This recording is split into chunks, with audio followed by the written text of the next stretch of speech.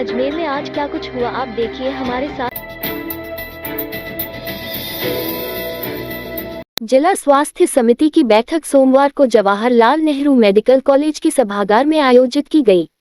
CMHO doctor Anuj Kumar पिंगोलिया ने बैठक के दौरान स्वास्थ्य बीमा योजना, संस्थागत प्रसव टीकाकरण सहित अन्य चिकित्सा योजनाओं की प्रगति की जानकारी ली गई। कुछ योजनाओं के गति न पकड़ने पर नाराजगी जताते हुए लक्ष्यों को समय रहते पूर्ण करने के निर्देश दिए। कुछ डॉक्टरों ने ये भी आरोप लगाया कि आंगनवाड़ी कार्यकर्ता पल्स पोलियो जैसे महत्वपूर्ण कार्यक्रम के दौरान सहयोग नहीं करते, जिस पर महिला बाल विकास विभाग के उप निदेशक ने जानकारी देते हुए कहा कि कुछ एक आंगनवाड़ी कार्यकर्ता छुट्टी पर रह सकते हैं, लेकिन बाकी सभी कार्यकर्ताओं ने अपनी जिम्मेदारी निभाते हुए सहयोग किया है। उन्होंने विश्वास दिलाया कि आगे कोई काम होगा तो सामंजस्य बनाया जाएगा। इस मामले में तो मैंने भी कहा कि विभाग के अधिकारी आपस में तालमेल बनाकर और आंगनवाड़ी कार्यकर्ताओं को निर्देशित करें कि सरकारी योजनाओं में सहयोग करें।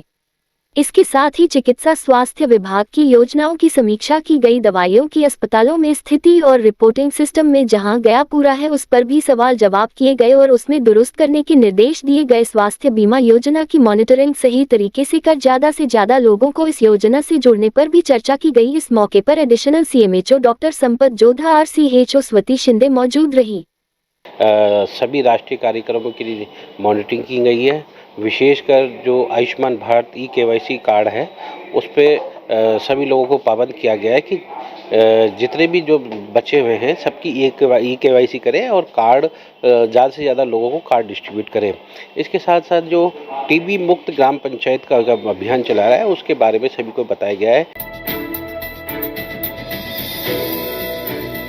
बहुप्रतिशत ईस्टर्न राजस्थान कैनाल परियोजना को लेकर रविवार को राजस्थान और मध्य प्रदेश सरकार के मध्य हुए एमयू के बाद भाजपा नेताओं ने प्रदेश में अलग अलग जगह प्रेस वार्ता कर इसे अपनी उपलब्धि बताया। इसी के तहत सोमवार को शहर में प्रेस को संबोधित करते हुए सांसद व केंद्रीय जल संसाधन समिति के सदस्य भागीरथ चौधरी ने कहा कि पूर्वी राजस्थान नहर परियोजना यानी ईआरसीपी पर अब हल निकलने के लिए राजस्थान और मध्य प्रदेश के बीच पानी के बंटवारे पर चल रहा विवाद का डबल इंजन की सरकार ने अंत किया है।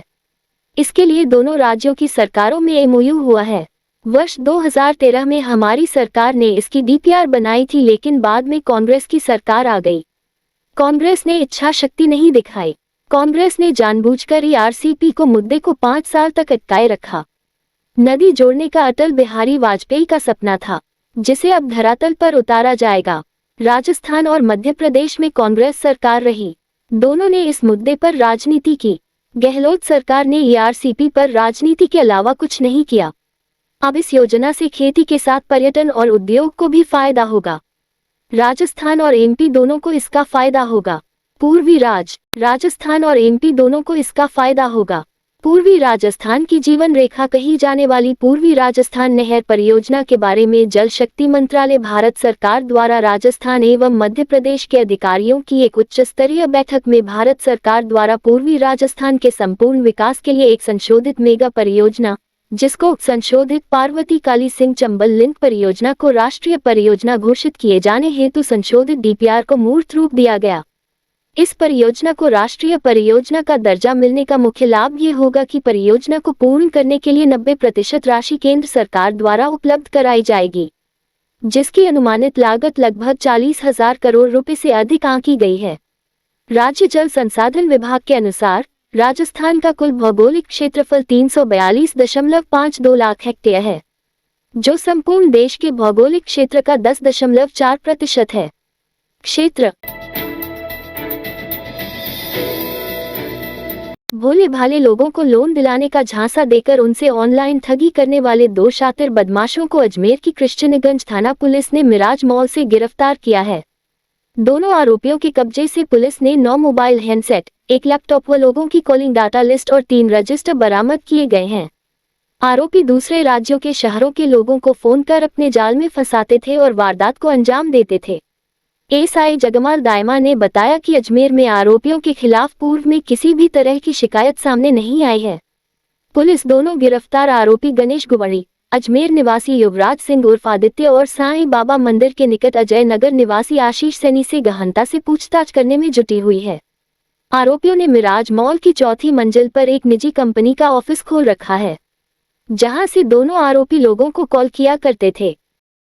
रोकने के लिए वज्र प्रहार नाम से एक अभियान चलाया गया, जिसमें श्रीमान एसपी साहब चुनाराम जी जाट द्वारा सभी थानाधिकारियों को निर्देशित किया गया था कि ऐसी कार्रवाई अजमेर में करनी है, जिस पर Shri Mahmood Khan Sahab additional SP city, Bhopal Singh ji Bhati व्रताधिकारी व्रत उत्तर व रविंद्र सिंह जी खिची पुलिस निरीक्षक थाना किशनगंज के निर्देशन में श्री रामस्वरूप जी सब इंस्पेक्टर को सूचना मिली कि मिराज मॉल की चौथी मंजिल पर फिनको कॉर्प ट्री नाम से कोई कंपनी का ऑफिस चल रहा है। उस ऑफिस में चौथी मंजिल पर है, उसमें दबिश दी गई तो 2 साइबर ठग वहाँ से गिरफ्तार किए गए।